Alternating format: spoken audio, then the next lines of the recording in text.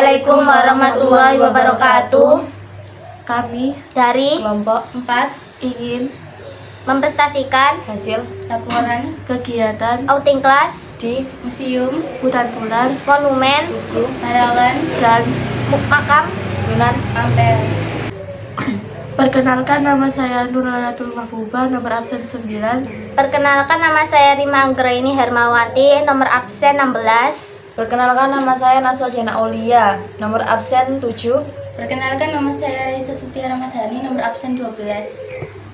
Latar belakang masalah outing kelas adalah kegiatan belajar mengajar yang diadakan di luar kelas yang tidak dilakukan di dalam kelas pada umumnya. Outing kelas ini merupakan media yang paling efektif dan efisien dalam menyampaikan pembelajaran yang bukan didasarkan dari teori saja, tapi juga pembuktian di lapangan secara langsung. Di Indonesia terdapat beraneka ragam panorama keindahan alam, tempat-tempat pariwisata menarik, tempat-tempat bersejarah, dan terdapat pula pusat-pusat perbelanjaan di sebagai pelosok Indonesia. Salah satunya adalah kota Surabaya atau yang terkenal dengan sebutan Kota Pahlawan. Kota Surabaya memiliki berbagai tempat wisata dan tempat perbelanjaan menarik yang salah satunya adalah Museum Empu Tatular.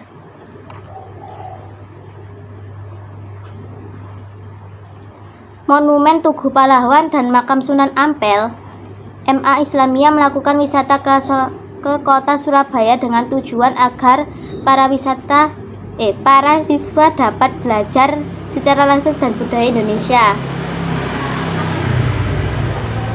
Rumus masalah. 1. Bagaimana sejarah terbentuknya Museum Empu Tatular? 2. Bagaimana sejarah terbentuknya Monumen Tugu Pahlawan? 3.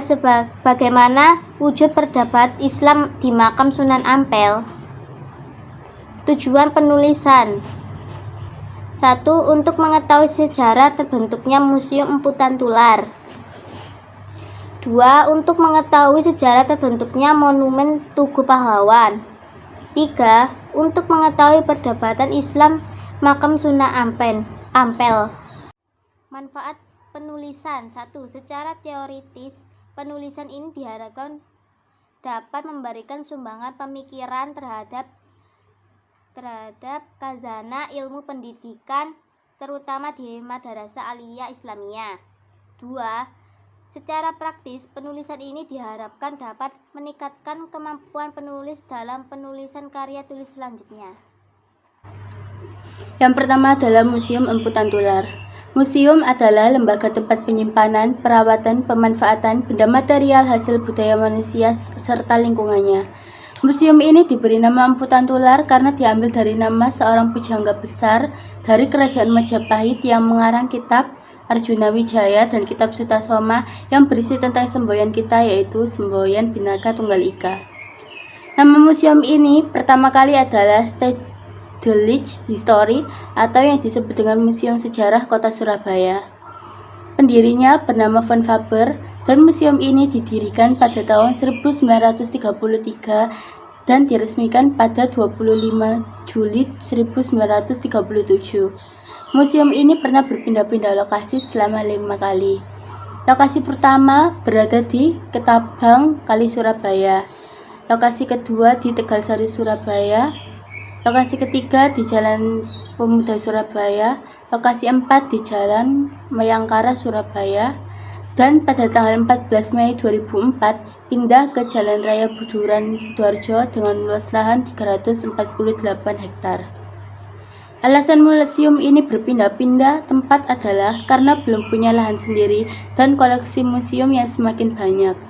Adapun koleksi-koleksi di Museum Empu Tatular yaitu ada 10. Yang pertama, koleksi geologi. Kedua, koleksi biologi. Ketiga, koleksi etnografi. Keempat, koleksi arkeologi. Kelima, koleksi histori. Keenam, koleksi filologi.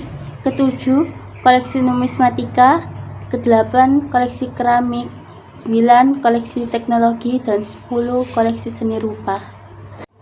Yang kedua, Monumen Tugu Pahlawan. Tugu Pahlawan didirikan pada tanggal 10 November 1951 dan diresmikan pada tanggal 10 November 1952 oleh Presiden Republik Indonesia Insinyur Soekarno dengan tujuan untuk mengenang sejarah perjuangan para pahlawan kemerdekaan bangsa Indonesia dalam pertempuran 10 November 1945 di Surabaya. Secara umum, Tugu Pahlawan berbentuk lingga seperti paku yang terbalik. Bagian badannya terdiri dari 10 lengkungan dengan 11 ruas. Jumlah tersebut menyimbolkan tanggal bersejarah terjadinya peristiwa pertempuran 10 November 1945.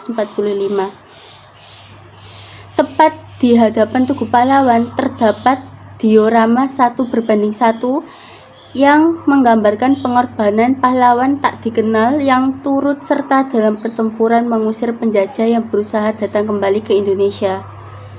Tugu Pahlawan bukan hanya seenggok bangunan yang tidak bermakna.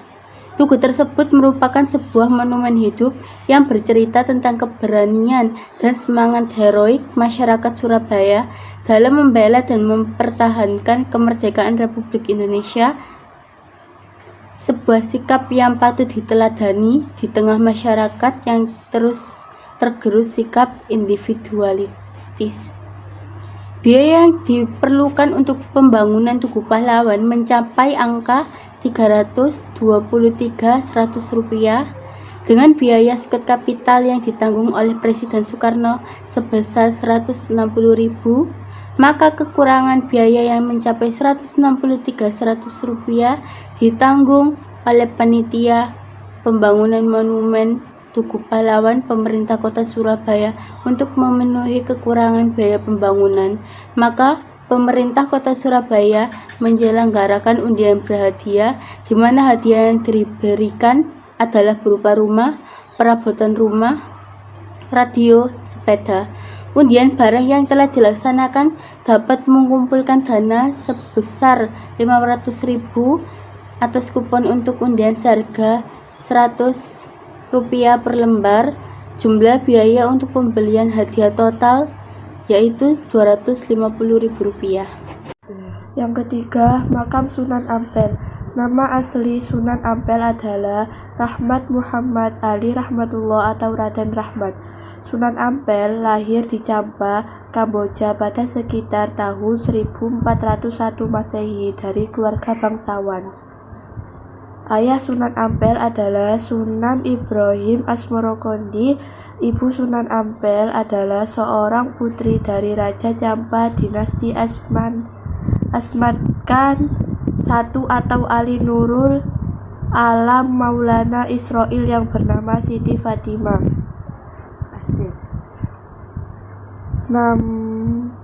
Nama Ampel sendiri diidentikan dengan nama tempat di mana ia lama bermukim. Di daerah Ampel atau Ampel Denta, wilayah yang kini menjadi bagian dari Surabaya, Kota Wonokromo sekarang. Wujud peradaban. 1. Sistem pemerintahan. Upaya lain yang dilakukan Sunan Ampel dalam menyebarkan Islam yakni dengan membuat jaringan kekerabatan. Jaringan kekerabatan tersebut dibuat dengan menikahkan juru dakwah Islam dengan putri-putri penguasa bawahan Majapahit. Sunan Ampel sendiri menikah Putri Arya Teja yang merupakan seorang Bupati Tuban. Putri Arya Teja juga merupakan cucu Arya Lembu Sura yang merupakan Raja Surabaya hingga pada akhirnya Sunan Ampel atau Raden Rahmat menjadi Bupati di Surabaya. Tersematnya gelar Bupati pada Sunan Ampel membuat sosok juga yang pemilik nama Raden Rahmat ini lebih mudah dalam menyiarkan Islam. Hal ini merupakan salah satu bukti jika agama dan politik bagaikan saudara kembar. Kebijakan-kebijakan yang dibuat oleh pemangku kepentingan akan dipatuhi oleh masyarakat. Sunan Ampel inilah yang juga mendidik salah satu santrinya yakni Sunan Giri yang akhirnya dinikahkan dengan putrinya bernama Masmur Tosia. 2. Sistem sosial budaya. Tradisi keagamaan yang dilakukan oleh Sunan Ampel antara lain dapat kita lihat dengan adanya beduk maupun kentongan pada sebagian masjid atau mushola. Beduk adalah alat bunyian yang pada masa itu disukai oleh orang-orang Buddha, dan kentongan adalah alat bunyi-bunyian yang disukai oleh orang-orang Hindu. Makam Sunan Ampel yang merupakan wisata religi dimanfaatkan oleh masyarakat yang tinggal di sekitar makam Sunan Ampel untuk berdagang. 3. Sistem ekonomi. Usaha untuk mengembangkan agama Islam tidak dilakukan sendiri oleh Sunan Ampel, namun Sunan Ampel menugaskan putra-putra dan kerabatnya untuk mendakwakan agama Islam di Pulau Jawa. Usaha lainnya yang dilakukan oleh Sunan Ampel yakni dengan membumikan Islam sesuai budaya setempat seperti peribadatan Islam pun diambil dari bahasa setempat. Sebagai contoh istilah sembahyang untuk mengganti sholat, langgar untuk mengganti musola, pasah untuk mengganti saum, neraka untuk mengganti naar.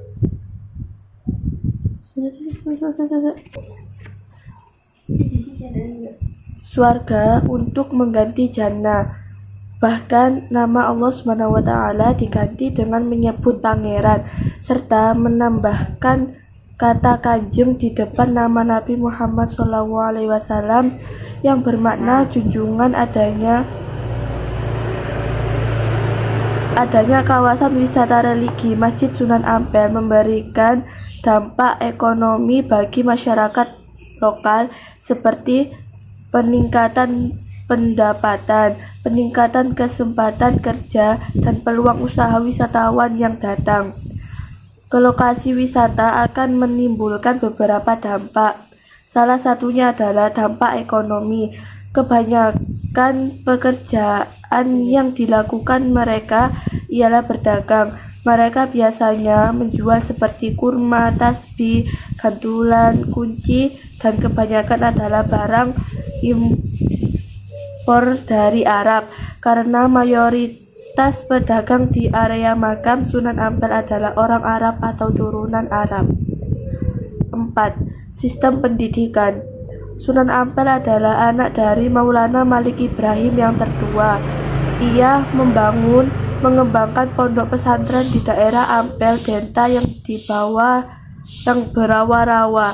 Mula-mula ia merangkul masyarakat sekitarnya pada pertengahan abad 15. Pesantren tersebut menjadi sentral pendidikan yang sangat berpengaruh di wilayah Nusantara bahkan mancanegara.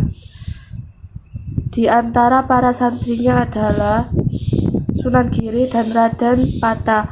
Para santri tersebut kemudian disebarnya untuk berdakwah ke berbagai pelosok Jawa dan Madura. Sunan Ampel menganut fikih mazhab Hanafi, namun pada yang santrinya beliau hanya memberikan pengajaran sederhana yang menekankan pada penanaman akidah dan ibadah. Dialah yang mengenalkan istilah molimo, moh main, moh ngombe, moh maling, moh modat, moh madon, yakni seruan untuk tidak berjudi, tidak minum minuman keras, tidak mencuri, tidak menggunakan narkotika, dan tidak berzina. Wujud peradaban secara fisik. Masjid Ampel merupakan masjid terbesar kedua yang ada di Surabaya sampai pada tahun 1905. Menurut sejarah, Masjid Ampel ini merupakan tempat berkumpulnya para ulama dan wali Allah untuk membahas tentang penyebaran. Kemudian, saat ini selain digunakan sebagai tempat ibadah dan dakwah, juga merupakan salah satu tujuan wisata religi dan ziarah. Bahkan bisa dipastikan setiap harinya tidak pernah sepi pengunjung. Bentuk struktur bangunan dengan tiang-tiang penyanggaan memiliki ukuran yang besar dan tinggi, yakni dari kayu. Selain itu, pada langit-langitnya menggambarkan terkait kemampuannya dalam melintasi zaman. Masjid ini sudah 3 kali mengalami perluasan, yaitu pada tahun 1206, 1954, dan 1972, sehingga semakin luas, yakni mencapai 320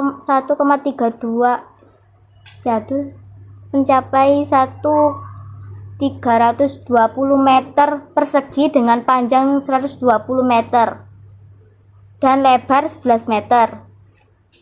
2. Sumur bersejarah.